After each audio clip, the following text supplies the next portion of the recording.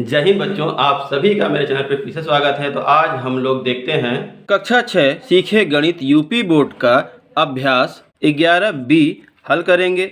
अगर वीडियो पसंद आए तो अपने फ्रेंड्स में जरूर शेयर करें। अगर आपका भी कोई प्रश्न है तो कमेंट कीजिए, मैं उस पर वीडियो जरूर बनाऊंगा। अगर आप मेरे चैनल पर पहली बार आए हैं तो कृपया चैनल को सब्सक्राइब कर लें, साथ में बेल आइकन को भी दबा दें ताकि आगे आने वाली वीडियो की नोटिफिकेशन आपको सबसे पहले मिल जाए।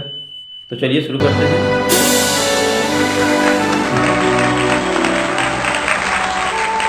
तो यहाँ देखिए, पहला प्रश्न है, निम्नांकित चित्र की सहायता से समीकरण बनाइए एवं x का मान ज्ञात कीजिए। तो यहाँ पे देखिए एक तीर दिया है और तीर में यहाँ से यहाँ तक की लंबाई जो है 30 सेंटीमीटर, लेकिन यहाँ से यहाँ तक x सेंटीमीटर और फिर यहाँ से यहाँ तक 17 सेंटीमीटर। तो बड़ा ही आसान है, हम लोग लिख सकते हैं प्रश्नानुसार x + 17 = 30।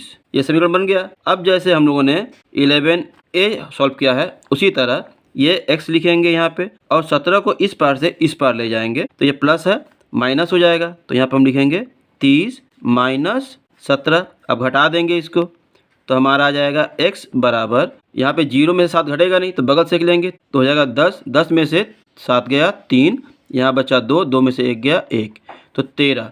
तो x का वैल्यू कितना है? 13 सेमी। ये हमारा उत्तर हो जाएगा। ठीक है, आगे देखते हैं प्रश्न नंबर 2। अब देखते हैं, यहाँ लिखा है राम की उम्र श्याम से 5 वर्ष अधिक है। यदि राम की वर्तमान उम्र 28 वर्ष है तो श्याम की वर्तमान उम्र बताइए। तो हम लोग लिख लेते हैं, माना श्याम की वर्तमान उम्र 100 वर्ष है, मान ली हम लोग। अब राम की उम्र क्या होगी? x + 5, क्योंकि 5 वर्ष अधिक है प्रश्नानुसार।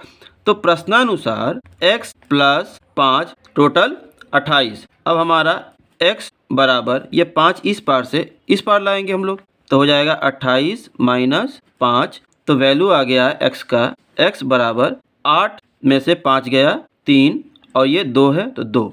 तो लिखेंगे अतः श्याम की वर्तमान उम्र 23 वर्ष है। ठीक है, बन गया। अगला देखते हैं। अब हम देखते हैं प्रश्न नंबर 3। यहाँ पे दिया है किसी संख्या में 5 जोड़ने पर 15 प्राप्त होता है, तो वह संख्या बताइए। तो हम लोग लिख लेंगे, माना अभिष्ट संख्या बराबर x है। तो x में 5 जोड़ने पर, तो प्रश्नानुसार x + 5 बराबर क्या प्राप्त हो रहा है? 15। तो अब यहाँ जाएगा 15। तो हम लोग हल करेंगे इसको, x से ही रहने देंगे, 5 को इस पार लाएंगे तो माइनस हो जाएगा 5। अब घटा के क्या आ जाएगा? x बराबर 10। ये हमारा आंसर हो जाएगा। तो लिखेंगे अतः अभिष्ट संख्या क्या है? 10 है। अब हम अगला प्रश्न 4 देखते हैं। शशि ने कुछ पेंसिलें खरीदी, 2 पेंसिल उसने अपनी छोटी बहन को दे दी। अब उसके पास यदि 3 पेंसिलें बची हों तो उसने कुल कितनी पेंसिलें खरीदी थी? तो इसको हम सॉल्व करेंगे इस तरह से। सबसे पहले लिख लेंगे, माना शशि ने खरीदी x पेंसिल। अब प्रश्नानुसार उसने इसमें से अपनी बहन को भी दिया है तो लिख लेंगे x - 2 बराबर क्या बचा था? 3। अब इसको हल करेंगे तो x यहीं रहेगा, ये -2 इस पर आ जाएगा तो 3 + 2 हो जाएगा। तो हमारा आंसर हो जाएगा x बराबर 3 2 5। तो उसने कितना खरीदा? 5 पेंसिल। तो लिख लेंगे अतः शशि ने कुल 5 पेंसिलें खरीदी। ठीक है, इस तरह लिख लेंगे। आगे देखते हैं। अगला है 5। प्रज्ञा का वजन पहले से 3 किलोग्राम बढ़कर 17 किलोग्राम हो जाता है, उसका भार पहले कितना था? तो हम लोग लिख लेंगे इस तरह से, माना प्रज्ञा का पहले का वजन जो था वो x किलोग्राम था, x किलोग्राम। अब प्रश्नानुसार क्या है? x किलोग्राम में 3 किलोग्राम बढ़ गया है और उसके बाद ये हो गया है 17 किलोग्राम। तो पहले का वजन क्या था? तो हम x का वैल्यू निकाल लेंगे। अब x बराबर 17, ये इस पार से इस पार आ जाएगा तो -3। अब हमारा आ गया x बराबर 14, ये हो जाएगा 14 वर्ष। यही हमारा आंसर है। ठीक है, आप लिख लेंगे। अब देखिए प्रश्न नंबर 6। y मीटर लंबे फीते को 7 बराबर भागों में बांटा गया है। यदि प्रत्येक भाग की लंबाई 3 मीटर हो तो y का मान ज्ञात कीजिए। ठीक है, तो ये जो लंबा फीता है y, तो इसका मान ज्ञात करने के लिए हम लोग इस तरह लिखेंगे, प्रश्नानुसार फीते की लंबाई y, इसको बांटा गया 7 भागों में, उसके बाद भाग करने के बाद टोटल आया 3 मीटर। अब इसको हम लोग सॉल्व करेंगे। सॉल्व करने के लिए जैसा हमने पहले किया था y को यहीं रखेंगे, ये 3 और ये 7 इस पार आएगा तो यहाँ पे क्या है, भागा हो रहा है इसके साथ, तो यहाँ पे गुणा हो जाएगा। तो हो गया 7 तिया 21 मीटर।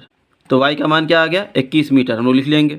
ठीक है, अब हम अगला प्रश्न 7 देखते हैं। लिखा है किसी संख्या का आधा उसकी चौथाई से 10 अधिक है तो वह संख्या ज्ञात कीजिए। तो हम लोग इसका लिख लेंगे प्रश्नानुसार। तो हम लोग सबसे पहले लिखेंगे माना अभिष्ट संख्या बराबर x है। तो प्रश्नानुसार क्या होगा, प्रश्नानुसार संख्या का आधा तो x बटा 2 और संख्या का 1/4 तो वो हो जाएगा x बटा 4। ठीक है, अब इससे ये 10 अधिक है तो हम लोग इसमें से -10 कर लेंगे तो बराबर हो जाएगा। अब हम इसको सॉल्व करेंगे। तो सॉल्व करने के लिए क्या करेंगे, बराबर ये x 2 ये इस पार से इस पार चला जाएगा तो -x बटा 4 और ये इस पार आएगा तो बराबर +10। माइनस था ये प्लस हो गया, ये प्लस था तो इस तरफ आया तो माइनस हो गया। अब दोनों का लसा करेंगे, 4 और 2 का लसा करेंगे तो 4 ही आएगा। अब इससे इसको भाग देंगे तो 2 आएगा, 2 का x में गुणा करेंगे तो 2x, फिर माइनस इसका इससे भाग देंगे तो 1 आएगा, 1 का इससे गुणा करेंगे तो x आएगा बराबर 10।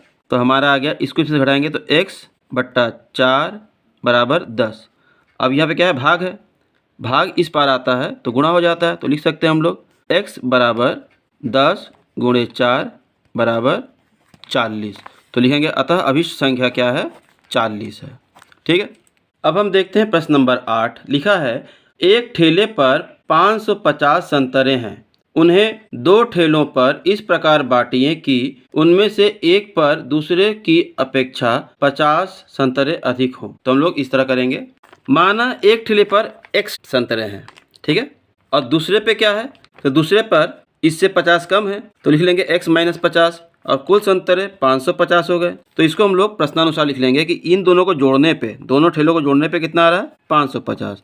तो x प्लस x माइनस 50 बराबर 550। इसको हम लोग हल करेंगे तो ये और ये दोनों जोड़ेंगे तो आ जाएगा 2x और ये माइनस इस पार आएगा तो हो जाएगा प्लस 50। दोनों को जोड़ देंगे तो हो जाएगा 600, 550 और 50 600। सॉल्व करेंगे तो x यहीं रह जाएगा, ये 2 इस पर आएगा तो बटा में 2 हो जाएगा, ऊपर 600 है, काटेंगे तो हो गया 300। तो x बराबर 300, ये हमारा x का वैल्यू आ गया। अब हम लिखेंगे अतः पहले ठेले पर संतरे बराबर x बराबर 300 और दूसरे पर x माइनस 50 मतलब 300 माइनस 50 बराबर 250। तो ये हमारा आंसर आ जाएगा, ये और ये। ठीक है, अब हम देखते हैं अगला। अब हम देखते हैं प्रश्न नंबर 9। यहाँ लिखा निम्नांकित समीकरणों को त्रुटि एवं प्रयत्न विधि से हल कीजिए। तो हम लोग a और b दोनों को त्रुटि और प्रयत्न विधि से करेंगे। कर लेते हैं पहले।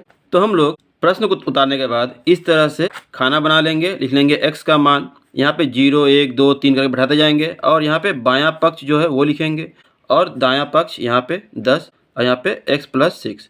तो हम अगर x का मान 0 रखते हैं, x के जगह पे 0 रखें, 0 में अगर 6 जोड़ना है तो 6 ही आएगा, लेकिन यहाँ पे क्या है 10 है, बराबर नहीं। तो हम यहाँ पे फिर लिखेंगे 1, यहाँ पे रखेंगे 1, फिर लिखेंगे 6 बराबर, जोड़ने पे क्या आ गया 7, लेकिन यहाँ पे 10 बराबर नहीं हुआ। फिर यहाँ लिखेंगे 2, यहाँ पे 2 + 6 बराबर, यहाँ पे हो गया 8, लेकिन यहाँ पे 10 बराबर नहीं हुआ। इसी तरह फिर लिखेंगे 3, फिर यहाँ पे 3 + 6 बराबर हो गया 9, फिर यहाँ पे 10 बराबर नहीं हुआ। अब लिखेंगे 4, यहाँ पे लिखेंगे 4 + 6 बराबर हो गया 10 और यहाँ पे भी हो गया 10। तो हम लोग नीचे लिखेंगे, तो हम लोग लिख लेंगे चूँकि x बराबर 4 जो बराबर करेगा वही, x बराबर 4 समीकरण के दोनों पक्षों को संतुष्ट करता है, अतः x बराबर 4 ही समीकरण का हल है। इस तरह से हम लोग लिख लेंगे।